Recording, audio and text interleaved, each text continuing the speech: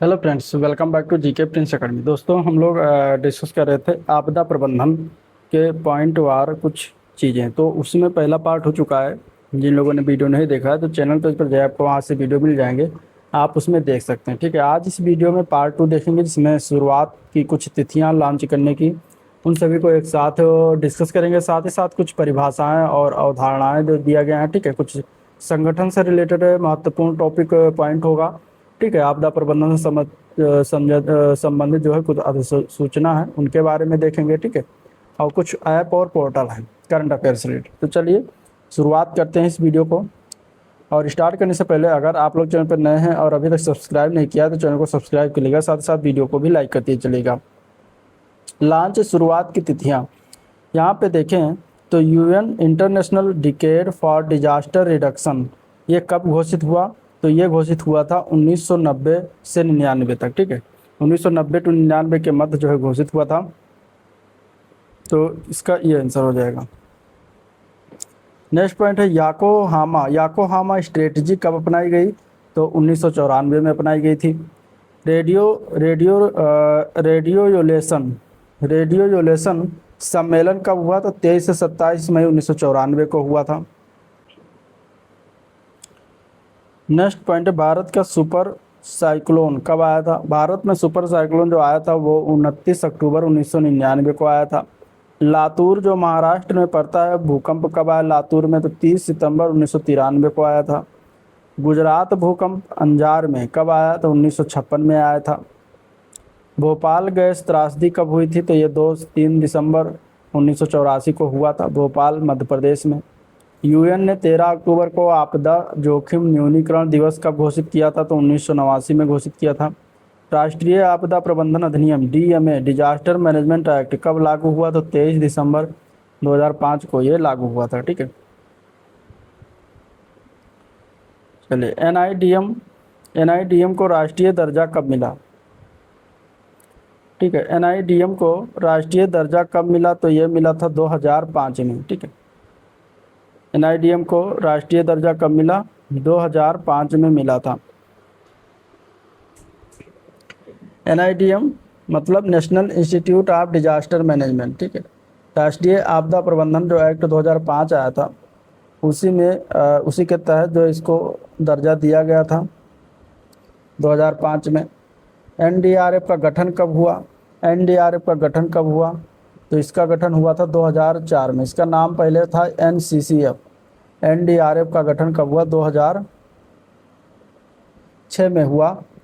इसका पहले नाम क्या था? एनसीसीएफ था, नेशनल डिजास्टर रिस्पांस फोर्स। ठीक है, एनडीआरएफ का पूर्व नाम एनसीसीएफ, ये कब बदला गया? तो 2010 में बदलकर एनडीआरएफ कर दिया गया। एनडीएमए का गठन कब हुआ? एनडीएमए का गठन की बात करेंगे तो यहाँ पे लिखा है 26 सितंबर 2006 को। एनडीएमए कब का इसका गठन कब हुआ? 26 सितंबर 2006 को, सॉरी 27 सितंबर 2006 को हुआ था एनडीएमए, यानी राष्ट्रीय आपदा प्रबंधन प्राधिकरण, यानी नेशनल डिजास्टर मैनेजमेंट एजेंसी। यह 27 सितंबर 2006 को इसका आपदा प्रबंधन अधिनियम 2005 के प्रावधान के तहत इसका जो है गठन हुआ था। गृह मंत्रालय के अंतर्गत कार्य करता है, मुख्यालय इसका नई दिल्ली है, प्रधानमंत्री इसके पदेन अध्यक्ष होते हैं। ठीक है, चलिए एनडीएमए लोगो का औपचारिक रूप से कब अपनाया गया? तो एनडीएमए लोगो को 2007 अपनाया गया था। CBRN, ठीक है, CBRN जो है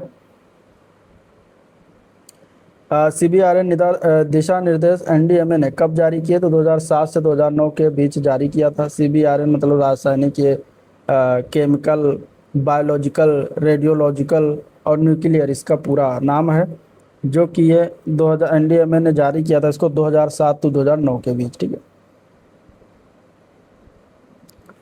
चलिए अगला पॉइंट देखते हैं। भारत में सुनामी प्रारंभिक चेतावनी केंद्र ITWEWC यानी Indian tsunami early warning centre कब शुरू हुआ? तो 15 अक्टूबर 2007 को शुरू हुआ था। भुवन पोर्टल कब लॉन्च हुआ? तो 15 अगस्त 2009 को इसरो के द्वारा लॉन्च किया गया। नेशनल स्कूल सेफ्टी प्रोग्राम कब शुरू हुआ? तो 2011 में शुरू किया गया। हुदहुद चक्रवात राहत कार्य कब हुआ?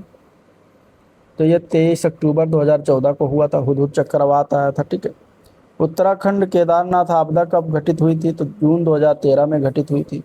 स्मार्ट सिटी पहल कब शुरू हुई? तो 2015 में भारत में शुरुआत किया गया था। नेपाल भूकंप कब आया था? तो ये 25 अप्रैल 2015 को आया था। ठीक है। होयोगो होगयो होग्यो फ्रेमवर्क कब लागू हुआ? तो 2005 से 2015 के बीच ये लागू हुआ था। अब इसकी जगह पे जो है सेंडाई फ्रेमवर्क है, 2015 से 2030 के मध्य कार्य कर रहा है, तो इसकी जगह पे अब ये शुरुआत है। ठीक है। चलिए, विश्व आपदा न्यूनीकरण सम्मेलन हो गयो, ये जनवरी 2005 में लागू हुआ। एनडीआरएफ को इन सारक से कब मान्यता मिली? तो दिसंबर 2015 में इन सारक से मान्यता मिली थी। इन सारक, ठीक है। 2000 कब? 2015 में दिसंबर में 2015 में इन सरक मतलब कि international search and rescue advisory group होता है इसका पूरा नाम, जिससे इस एनडीआरएफ को मान्यता मिली थी 2015 में। और ये इन सरक जो है इसकी स्थापना वर्ष 1991 में किया गया था, संयुक्त राष्ट्र के एक प्रस्ताव के तहत हुआ था। तो ये इन सरक है जिसमें जो है राष्ट्रीय आपदा मोचन बल, जिसको एनडीआरएफ कहते हैं, इसको जो है मान्यता मिली थी। चलिए, एसडीजी कब लागू हुए? तो ये 1 जनवरी 2016 को लागू हुआ था। एनडीएमपी यानी नेशनल डिजास्टर मैनेजमेंट प्लान, ये कब जारी हुआ? तो 1 जून 2016 को जारी हुआ था। इनसैट 3DR उपग्रह जो है कब लॉन्च हुआ? तो 8 सितंबर 2016 को लॉन्च हुआ था। एएमसीडीआरआर सम्मेलन कब हुआ? तो 3 नवंबर 2016 को ये हुआ था। ठीक है। वेब डीसीआरए टूल का विकास कब पूरा हुआ? तो 2018 तो 2019 या फिर 2019-2020 के आसपास। नाविक प्रणाली को पूर्ण रूप से कब सक्रिय किया गया है? तो 2018 से सक्रिय कर दिया गया है। पूर्ण रूप से संचालन की तिथि इसकी थी 2018। ठीक है। एनडीएमआईएस पोर्टल की बात करेंगे तो ये 2019 में शुरू हुआ था एनडीएमआईएस पोर्टल। ठीक है। और ये क्या है? राष्ट्रीय आपदा प्रबंधन सूचना प्रणाली यानी कि national disaster management information system है, जो कि गृह मंत्रालय के अधीन आता है एनडीएमआईएस। चलिए, CDRI coalition for disaster resilient infrastructure कब लॉन्च हुआ? तो ये 23 सितंबर 2019 को लॉन्च हुआ है। अगला है आई फ्लोज मुंबई कब शुभारंभ कब हुआ? तो ये जून 2020 में शुभारंभ हुआ था, 12 जून 2020 को। और आई फ्लोज के बारे में हम आगे में भी विस्तृत उसका चर्चा करेंगे। ठीक है। यह है इंटीग्रेटेड फ्लड वार्निंग सिस्टम, तो उसके बारे में हम आगे भी चर्चा करेंगे। चलिए, आई फ्लोज का पूर्ण कार्यान्वयन तो अक्टूबर 2020 से शुरू हुआ। नाविक मैसेजिंग सेवा कब शुरू हुई? 2020 में। एसडीआरएफ ने, अभी स्टेट वाला आ गया। ठीक है। इसके ने रेस्क्यू कब शुरू किया? 2018 से। कोविड-19 को आपदा कब घोषित किया गया था? 14 मार्च 2020 को घोषित किया गया था। ठीक है। अम्फान चक्रवात कब आया? तो ये मई 2020 में है। ठीक है। अम्फान चक्रवात के बारे में तो देखिए, अम्फान चक्रवात जो है, अम्फान चक्रवात मई 2020 में ये आया था। ठीक है। और ये अगर हम बात करेंगे तो बंगाल की खाड़ी में उठने वाला एक जो है बेहद भीषण और विनाशकारी उष्णकटिबंधीय चक्रवात था। बंगाल की खाड़ी में ये आया था, यहाँ वहाँ से उठा था। ठीक है। और दक्षिण पूर्व हिस्से में जो है काफ़ी इसने 20 मई 2020 को ये टकराया था सुंदरबन क्षेत्र और बांग्लादेश के तट से। चलिए, और अम्फान नाम जो है थाईलैंड ने दिया था। एलजी पॉलीमर्स गैस ये लीक कब हुआ? 7 मई 2020 को ये लीक हुआ था। कैप यानी कि कॉमन अलर्टिंग प्रोटोकॉल भारत में कब शुरू हुआ? 2021 में शुरू हुआ। आईआरआईएस सिस्टम का अनावरण जो है कब हुआ? तो दिसंबर 2021 में इसको अनावरण किया गया। आईआरआईएस, इसको आईरिस कह सकते हैं, आपदा प्रबंधन और मौसम विज्ञान के संदर्भ में। आईरिस मतलब infrastructure for resilient island states. ये सीडीआरआई का एक प्रमुख कार्यक्रम है। दिसंबर 2021 में इसको जो है प्रारंभ किया गया था। उत्तराखंड ग्लेशियर आपदा कब हुई? तो ये 7 फरवरी 2021 को हुआ। गूगल फ्लड हब भारत में कब सक्रिय हुआ? तो 2022 में सक्रिय हुआ था।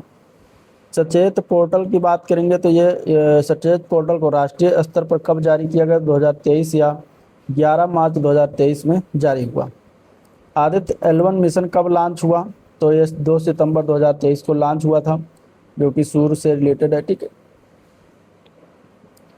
अगला पॉइंट है आपदा G20 आपदा जोखिम न्यूनीकरण समूह की पहली बैठक कब हुई? तो मार्च 2023 में हुआ, गांधीनगर गुजरात में। G20 DRR समूह की पहली बैठक कब हुई? तो 2023 में हुआ, ये भारत की अध्यक्षता में हुआ था। ठीक है, DRR एक वर्किंग ग्रुप है। ठीक है, आपदा जोखिम न्यूनीकरण कार्य समूह है। तो यहाँ पे 2023 में भारत की अध्यक्षता में ये हुआ था। ठीक है,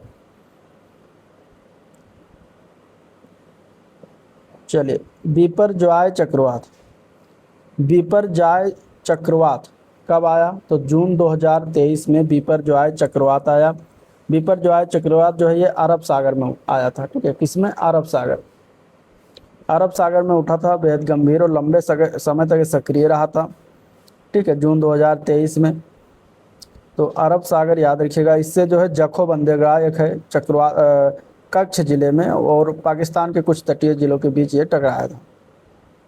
बिपरजॉय जो नाम है ये बांग्लादेश के द्वारा दिया गया। ठीक है, चलिए मोचा चक्रवात कब आया? तो ये भी मई 2023 में आया। ठीक है, मोचा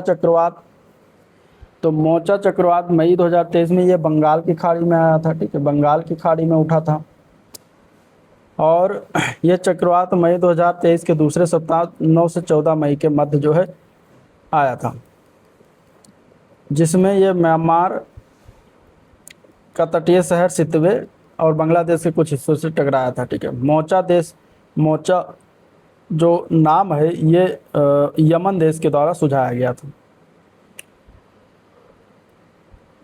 ठीक है, मलावी फिलीपींस तूफान कब आया? तो 2023 में। Gulf glacial lake outburst flood ये जो हुआ था कब हुआ था? तो अक्टूबर 2023 में हुआ था। तमिलनाडु में मीचोंग चक्रवात की बात करेंगे तो ये कब आया?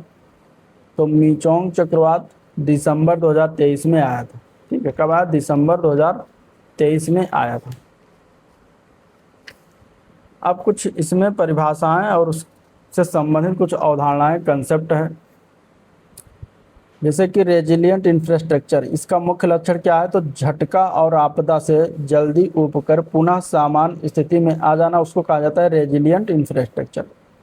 ठीक है, हीट वेव यानी इसको लू जिसको कहते हैं, लू की परिभाषा किस तापमान से मानी जाती है? तो हीट वेव जब माना जाएगा जब 40 डिग्री सेंटीग्रेड से अधिक का तापमान हो जाएगा और न्यूनतम तापमान भी यही रहेगा, तब उसको हीट वेव की परिस्थिति मानते हैं, स्थिति मानते हैं। ठीक है, नेचर बेस्ड सोल्यूशन यानी NBS का उदाहरण तो तटीय क्षेत्रों में मैंग्रोव वनीकरण द्वारा संरक्षण जो किया जाता है वो NBS का उदाहरण होता है। अगले परिभाषा SDG 11.5 का उद्देश्य क्या है? तो आपदाओं से होने वाली मृत्यु व आर्थिक नुकसान को कम करना इसका उद्देश्य है। ड्राई एज में रेड टैग का अर्थ क्या है? तो अत्यधिक गंभीर घायल जिन्हें तुरंत उपचार चाहिए उन्हें कहा जाता है रेड टैग। ब्लैक टैग का अर्थ क्या है? तो मृत्यु या बचने की संभावना ना के बराबर जब होती है तो उसको ब्लैक टैग का संज्ञा दिया जाता है।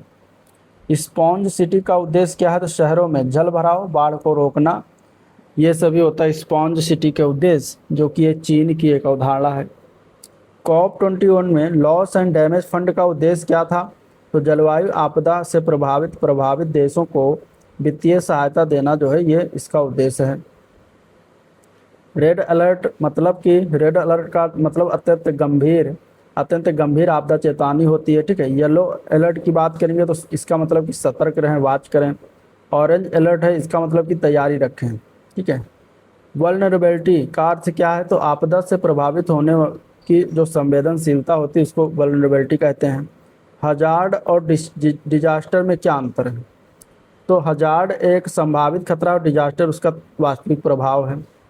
रेजिलियंस यानी लचीलापन का अर्थ क्या है? यानी कि आपदा के बाद जल्दी सामान्य स्थिति में लौटने की क्षमता को रेजिलियंस कहा जाता है। ठीक है, अर्ली वार्निंग सिस्टम की बात करेंगे, इसका मुख्य घटक या उद्देश्य क्या है? तो सूचना को समय पर जनता तक पहुंचाना या फिर आपदा से पहले लोगों तक चेतावनी पहुंचाना। अर्बन हीट आइलैंड प्रभाव क्या है? तो शहरों का अधिक गर्म होना, यानी ग्रामीण क्षेत्रों से अधिक शहरों का अधिक अगर गर्म है तो उसका कहते हैं कि urban heat island. Dry spell क्या है, मतलब लंबे समय तक वर्षा का अभाव होना, तो उसको ड्राई स्पेल कहा जाएगा। जूनोटिक डिजास्टर क्या है, तो जानवरों से मनुष्यों में पैदा होने वाला फैलने वाला रोग जो होता है उसको जूनोटिक डिजास्टर कहते हैं। स्पेस वेदर की बात करें, इसका प्रभाव किससे होता है, तो सोलर फ्लेयर से होता है। ठीक है। बायोसीड तकनीक क्या होती है, तो प्राकृतिक अवरोध जैसे कि वनस्पति द्वारा जो सुरक्षा किया था उसको बायोसीड तकनीक कहते हैं। ठीक है। चलिए नेक्स्ट पॉइंट यहाँ पे देखते हैं, स्ट्रक्चरल मिटिगेशन का उदाहरण। स्ट्रक्चरल मिटिगेशन के उदाहरण की बात करें तो भूकंप रोधी जो इमारतें होती हैं उनको स्ट्रक्चरल मिटिगेशन के उदाहरण ये आती हैं। नॉन स्ट्रक्चरल मिटिगेशन के उदाहरण में जागरूकता व आपदा शिक्षा आ जाता है। कम्युनिटी बेस्ड डीआरआर का उद्देश्य क्या है, यानी स्थानीय लोगों की भागीदारी से आपदा जोखिम कम करना। ठीक है। कम्युनिटी बेस्ड डीआरआर का मतलब कि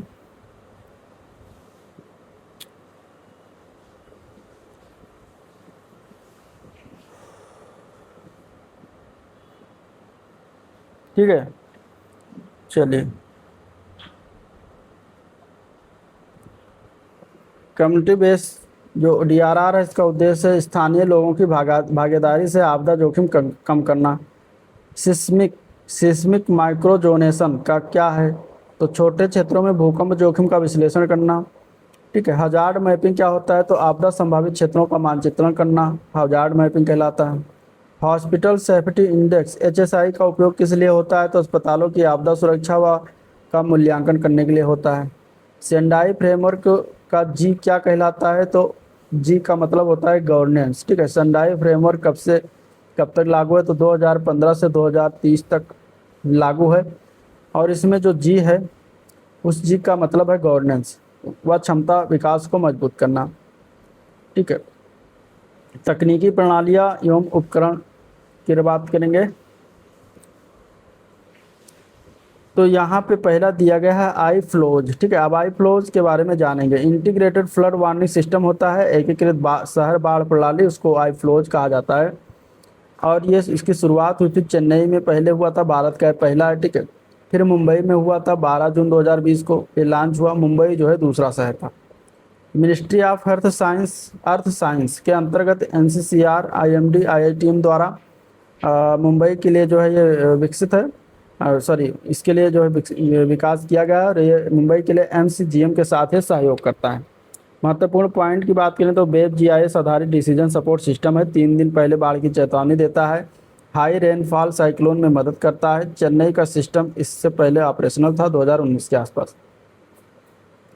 चलिए भुवन डीआरआर की बात करें तो इसका जो है विकास और संचालन एएनआरएससी के द्वारा किया था। National remote sensing centre ISRO के द्वारा किया जाता है। भुवन की बात करें तो इसरो का जियो स्पेशियल प्लेटफॉर्म है। 2009 में इसको लॉन्च किया गया था। डीआरआर मतलब डिजास्टर रिस्क रिडक्शन इसका नाम है। महत्वपूर्ण पॉइंट की बात करें तो flood cyclone landslide forest fire आदि के लिए near real time support damage assessment hazard zonation ये सभी इसके महत्वपूर्ण पॉइंट हैं। ठीक है। भुवन पर कई डिजास्टर सर्विसेज भी उपलब्ध हैं।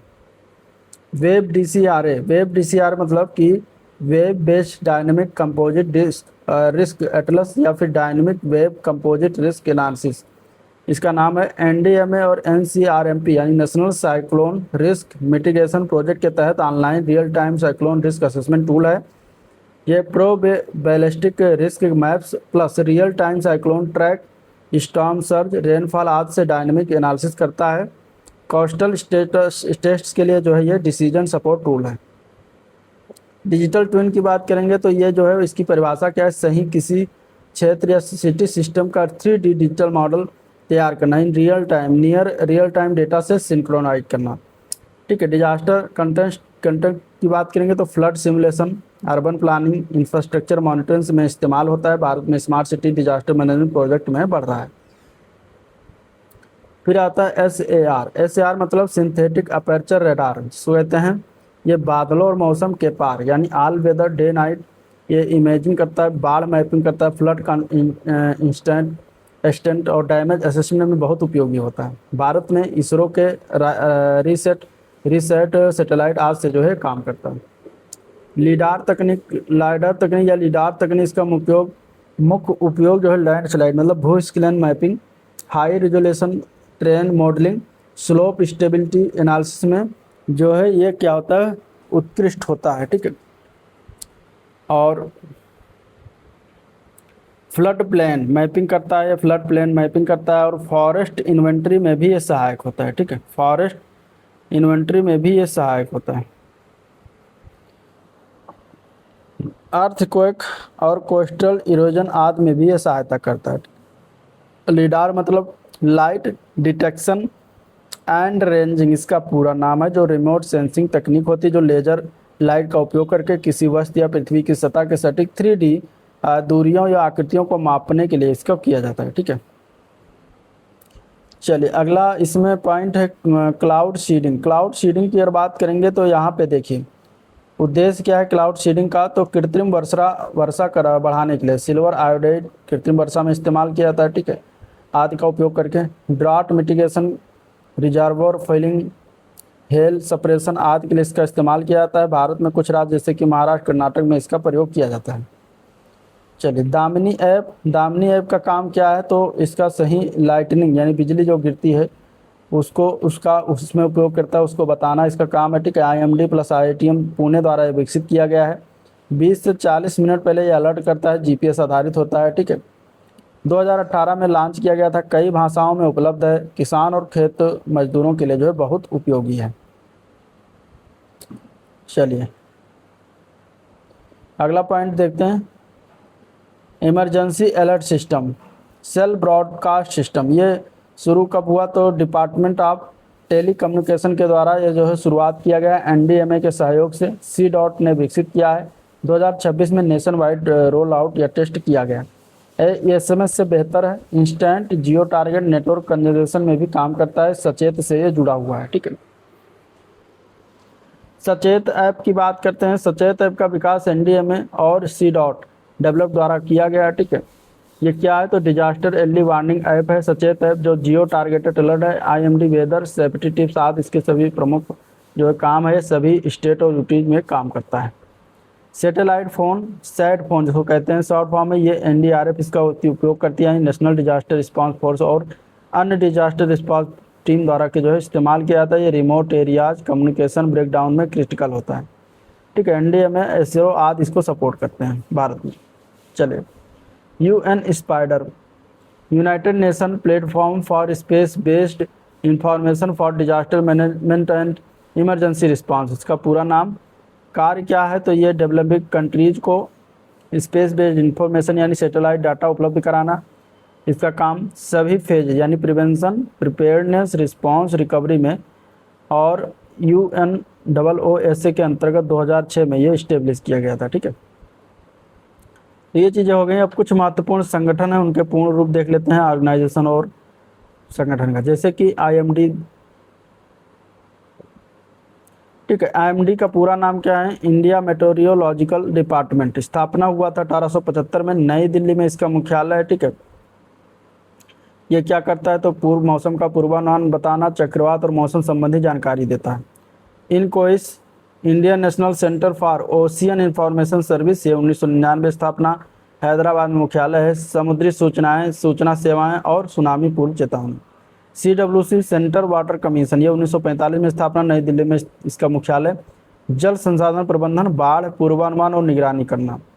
GSI geological survey of India, 1851 में स्थापना, कोलकाता में किया गया था, जो भूवैज्ञानिक सर्वेक्षण, खनिज संसाधन अध्ययन, भूकंप एवं भूस्खलन संबंधी जानकारी देना। IRCS Indian red cross society, 1920 में स्थापना किया गया था, नई दिल्ली इसकी जो है मुख्यालय है। आपदा राहत, स्वास्थ्य एवं मानवीय सहायता प्रदान करना। WFP यानी कि वर्ल्ड फूड प्रोग्राम, ये 1961 में स्टार्ट किया गया था, स्थापना किया गया था। रोम इटली में इसका क्या है, मुख्यालय है। खाद्य सुरक्षा और आपदा प्रभावित क्षेत्रों में सहायता करता है, राहत सहायता।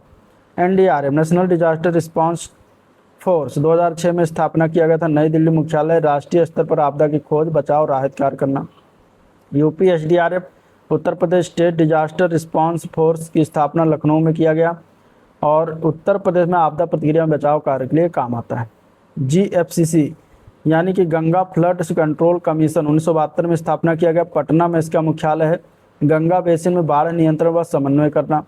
FCI forest survey of India 1981 में स्थापना, देहरादून में इसका मुख्यालय। वन संसाधन सर्वेक्षण एवं वनाग्नि की निगरानी करना, ठीक है, इसका काम है। अब आपदा प्रबंधन से संबंधित महत्वपूर्ण कुछ अधिसूचना से रिलेटेड देख लेते हैं, जैसे कि CRZ संक्षिप्त रूप है, इसका पूरा नाम है कोस्टल रेगुलेशन जोन नोटिफिकेशन। और इस ये वर्ष की बात करेंगे तो 1991 में स्थापना किया गया था। ये तटीय क्षेत्रों के संरक्षण और विनियमन हेतु अधिसूचना जारी करता है, ठीक है। CSSR collapsed structure search and rescue इसका पूरा नाम है। ढही हुई इमारतों में खोज और बचाव की विशेष तकनीक के लिए इस्तेमाल करते हैं, जिसका उपयोग NDRF द्वारा करा जाता है। IMCT inter ministerial central team, ये केंद्र सरकार की टीम है जो आपदा के बाद क्षति और राहत आवश्यकताओं का आकलन करती है, ठीक है। SOP स्टैंडर्ड ऑपरेटिंग प्रोड्यूसर, ये क्या करता है तो विभिन्न कार्यों एवं आपदा प्रबंधन के लिए निर्धारित मानक संचालन प्रक्रिया होती है। ग्लफ यानी कि ग्लेशियल लेक आउटबर्स्ट फ्लड, ये होता है हिम नदी झील के अचानक फटने से उत्पन्न जो विनाशकारी बाढ़ आता है तो उसमें ये काम आता है। गार global assessment report on disaster risk reduction 2009 से UNDRR द्वारा प्रकाशित वैश्विक आपदा जोखिम मूल्यांकन रिपोर्ट, जो कि इसका मुख्यालय कहाँ पर है, जिनेवा स्विट्जरलैंड में, ठीक है। आपदा राहत को लेकर संकल्पित उत्तर प्रदेश सरकार, अगर बात करें तो वित्तीय वर्ष 2025-26 में आपदा राहत प्रबंधन के लिए जारी किया गया 710.12 करोड़ की धनराशि, ये याद रखिएगा, ठीक है। बाढ़ प्रभावित क्षेत्रों के बचाव को लेकर जारी किया गया है 365.73 करोड़, ये भी ध्यान में रखिएगा। अन्य महत्वपूर्ण तथ्यों की बात करेंगे तो international day for disaster risk reduction, ये 13 अक्टूबर को मनाया जाता है, ठीक है। शुरुआत हुआ था 1989 में संयुक्त राष्ट्र के द्वारा। वर्ल्ड सुनामी अवेयरनेस डे, ये 5 नवंबर को मनाते हैं। 2015 में संयुक्त राष्ट्र महासभा द्वारा घोषित किया गया। सुभाष चंद्र बोस आपदा प्रबंधन पुरस्कार, ये 2019 से शुरू किया गया, प्रदान किया जा रहा है। 23 जनवरी को घोषणा किया जाता है। NDRF की स्थापना 2006 में हुआ था। गठन आपदा प्रबंधन अधिनियम 2005 के तहत। NDMA का गठन 2005। अध्यक्ष इसके कौन होते हैं, प्रधानमंत्री होते हैं। SDMA के अध्यक्ष संबंधित राज्य के मुख्यमंत्री होते हैं, ठीक है। चलिए अगला पॉइंट देखते हैं। DDMA के अध्यक्ष कौन होता है तो जिला कलेक्टर या फिर जिला अधिकारी जो हो डिस्ट्रिक्ट लेवल पर। नेशनल डिजास्टर मैनेजमेंट एक्ट कब आया तो 2005 में आया। नेशनल डिजास्टर मैनेजमेंट प्लान, ये 2016 में जारी हुआ, भारत की पहली राष्ट्रीय आपदा प्रबंधन योजना है। Sendai framework for disaster risk reduction, ये 2015 से 2030 तक रहेगा, जापान के सेंडाई शहर में अपनाया गया था, ठीक है। होएगो फ्रेमवर्क फॉर एक्शन, ये 2005 से 2015 तक रहा था, सेंडाई फ्रेमवर्क का पूर्ववर्ती है, इसके बाद सेंडाई फ्रेमवर्क लागू किया गया। UNDRR की स्थापना 1999 में, मुख्यालय इसका जिनेवा स्विट्जरलैंड में।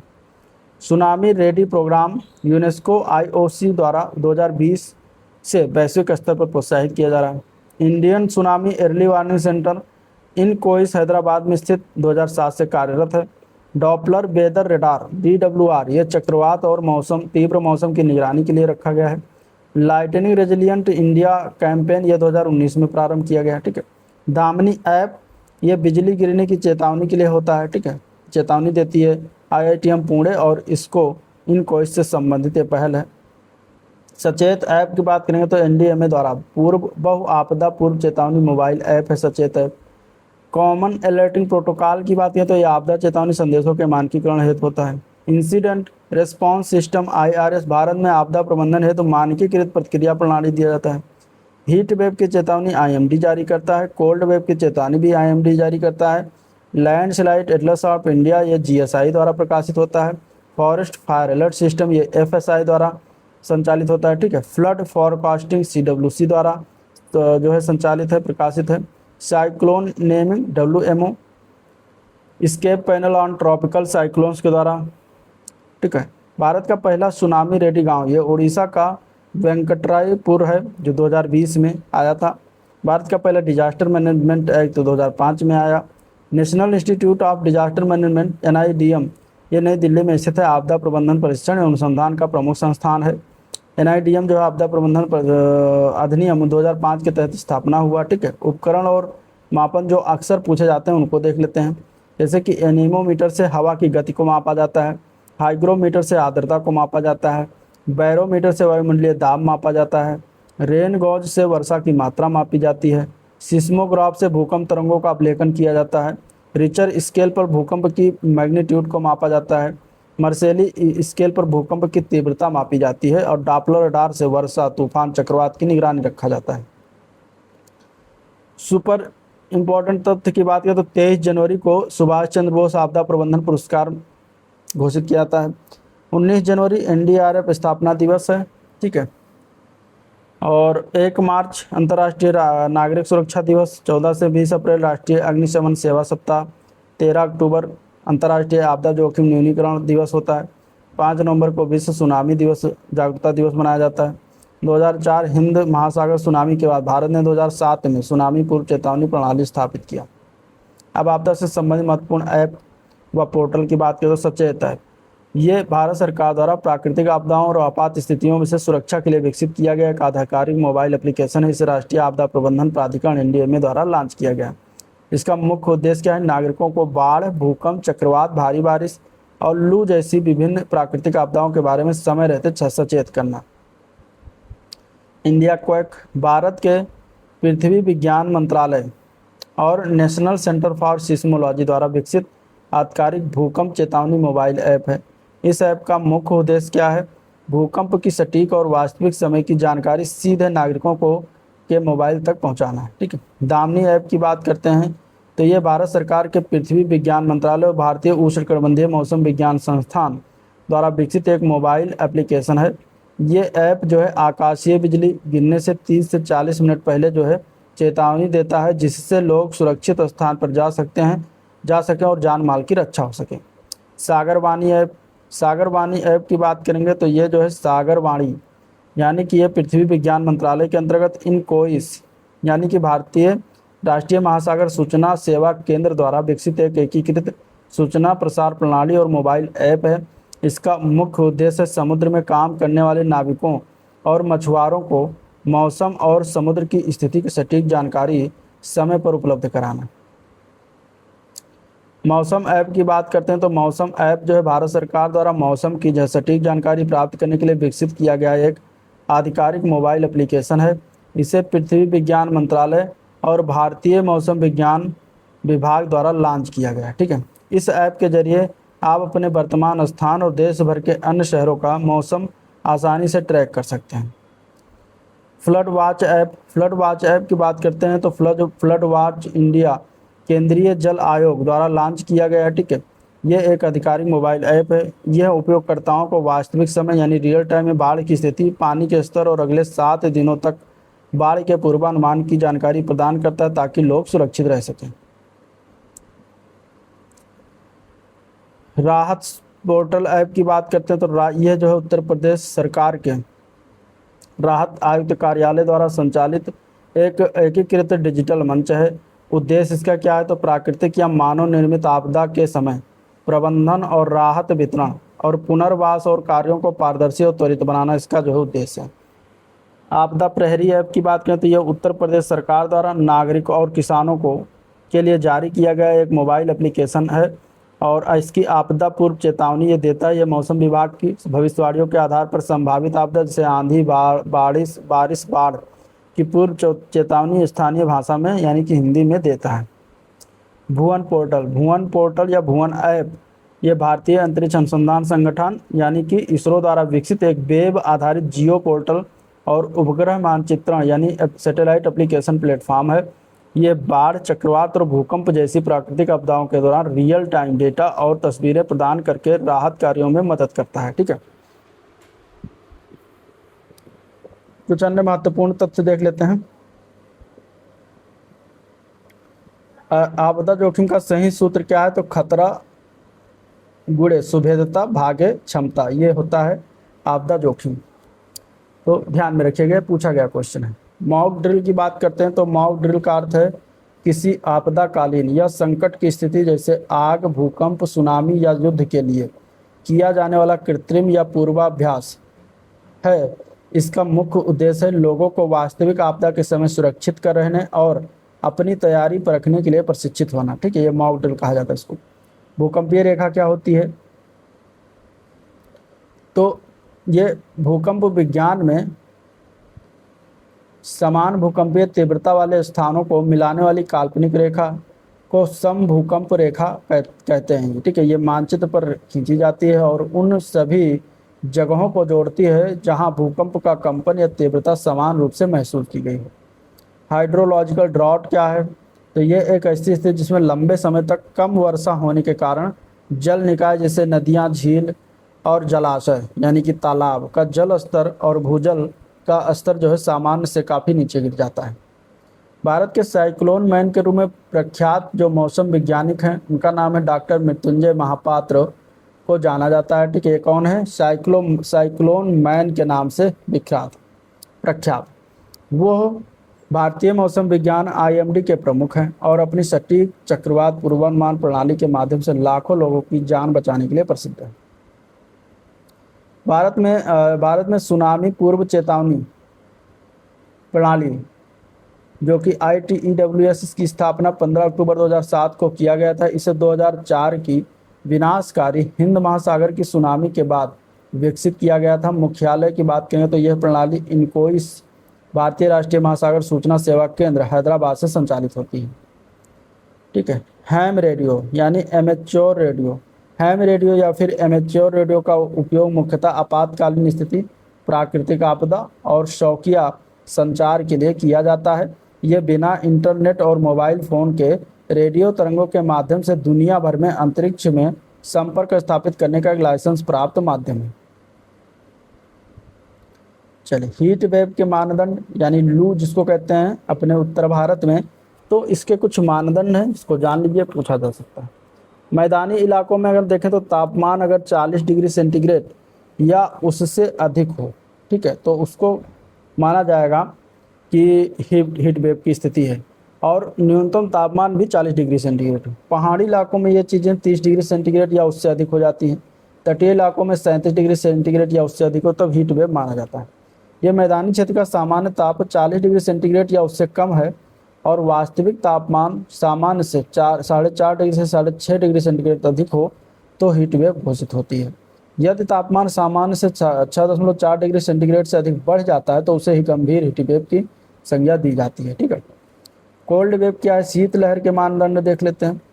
तो मैदानी इलाकों में तापमान 10 डिग्री सेंटीग्रेड या उससे कम हो और पहाड़ी इलाकों में 0 डिग्री सेंटीग्रेड या उससे कम हो तो उसको कोल्ड वेव की संज्ञा दी जाती है।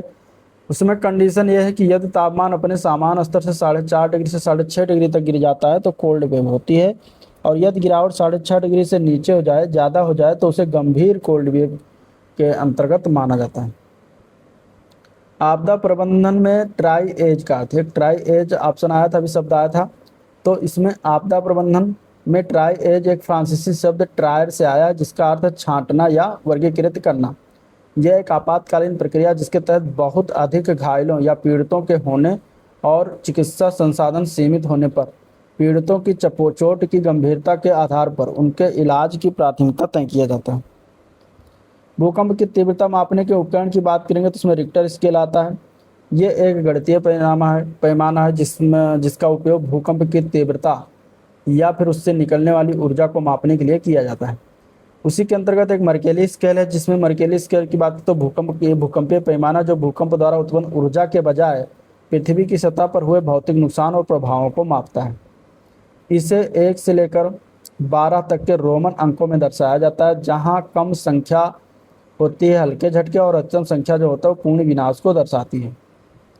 भारत में बाढ़ जो है पूर्वानुमान और प्रारंभिक चेतावनी जारी करने के लिए केंद्रीय जल आयोग CWC नोडल संगठन है। नागरिक सुरक्षा संगठन का मुख्य आदर्श क्या है? तो सर्वभूत हिते रतः नागरिक सुरक्षा अधिनियम 1968। भारत मौसम विज्ञान यानी IMD गंभीर मौसम के खतरे को समझने और तैयारी करने में मदद के लिए 4 कलर कोडित रंग आधारित अलर्ट जारी करता है। IMD द्वारा जारी 4 अलर्ट कुछ इस प्रकार होता है, जिसमें ग्रीन अलर्ट होता है मतलब कोई चेतावनी नहीं, येलो अलर्ट मतलब सतर्क रहें और निगरानी रखें। इसके अलावा ऑरेंज अलर्ट जब आए तब इसका मतलब कि तैयार हो जाएं, कार्रवाई के लिए तैयार रहें। ठीक है, रेड अलर्ट जब आ जाता है इसका मतलब कि तत्काल कार्रवाई करें, तुरंत एक्शन लें। चलिए, क्या आपदा प्रबंधन अधिनियम में किसी आपदा को राष्ट्रीय आपदा घोषित करने का स्पष्ट प्रावधान है? तो इसका मतलब, इसका आंसर हो जाएगा नहीं, क्योंकि आपदा प्रबंधन अधिनियम 2005 में किसी भी आपदा को राष्ट्रीय आपदा घोषित करने का कोई स्पष्ट वैधानिक या कानूनी प्रावधान नहीं है।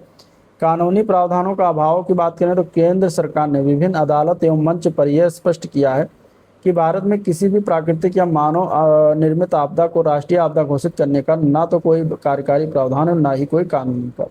ठीक है। फुजीटा स्केल क्या है? तो ये टॉर्नेडो जो आता है उसकी तीव्रता को मापने के लिए फुजीटा स्केल का इस्तेमाल करते हैं। साफिर सिम्पसन स्केल जो है ये हरिकेन की शक्ति को मापने का पैमाना होता है।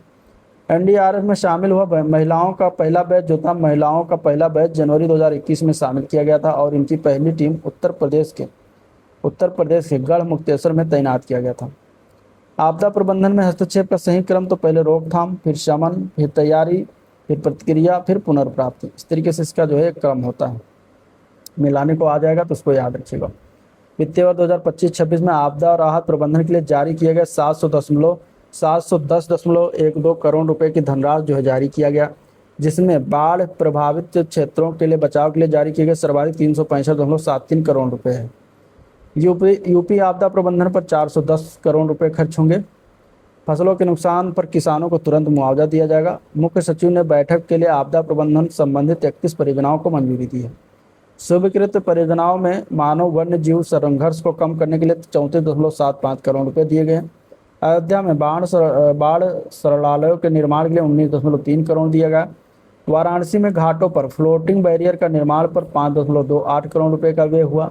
बाढ़ प्रभावित 40 जिलों की तहसीलों में बैराइज्ड मोटर बोट की खरीद के लिए 40 करोड़ रुपए तथा ग्राम स्तर पर आपदा प्रबंधन योजनाएं तैयार करने हो 43.45 करोड़ रुपए का व्यय हुआ। बाल तरण वीर कार्यक्रम पर 7.5 करोड़ रुपए का व्यय किया गया। ठीक है। होमगार्ड को आपदा परिस्थितियों में बचाव कार्यों के लिए प्रशिक्षित करने के लिए 8.23 करोड़ रुपए का व्यय हुआ। नगर निगम कार्मिकों के प्रशिक्षण पर 5.18 करोड़ रुपए का व्यय। नागरिक सुरक्षा विभाग के स्वयंसेवकों के प्रशिक्षण पर 14.62 करोड़ रुपए का व्यय किया गया। तो ये कुछ थे इम्पोर्टेंट आपके आपदा प्रबंधन से संबंधित फैक्ट और पॉइंट जिसको हम लोगों ने देखा। डिस्कस अगर आपको पसंद आया तो लाइक करिए, चैनल को सब्सक्राइब नहीं किया तो सब्सक्राइब करिएगा, साथ ही साथ वीडियो को शेयर भी करते चलिएगा। ठीक है।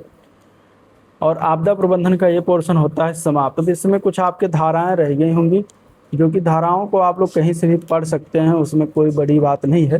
ठीक है। जो कि उसमें चीज़ें जो इम्पोर्टेंट कुछ धाराएं हैं, जैसे धारा 3 क्या है, इस तरीके धारा 66 क्या है, क्षतिपूर्ति का भुगतान करता है, इस तरीके से कुछ चीज़ें उसमें दिया गया है। ठीक है। तो चलिए वीडियो को एंड करते हैं और मिलेंगे नेक्स्ट टॉपिक पर। तब तक के लिए थैंक यू।